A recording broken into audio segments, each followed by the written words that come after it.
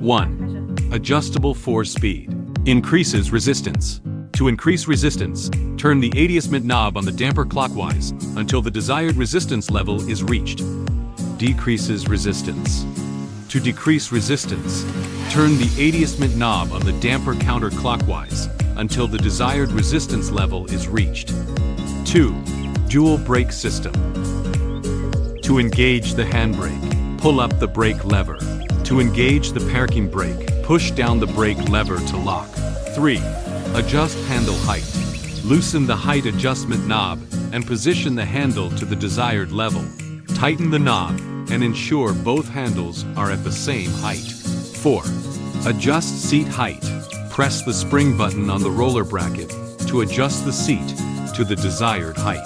Repeat this process for all wheel axles to ensure that all buttons are properly engaged. Ensure that all axles are set to the same height for seat balance. 5. Fold the rollator. Lift the seat cushion. Pull up the black metal frame inside the basket to fold the Z63.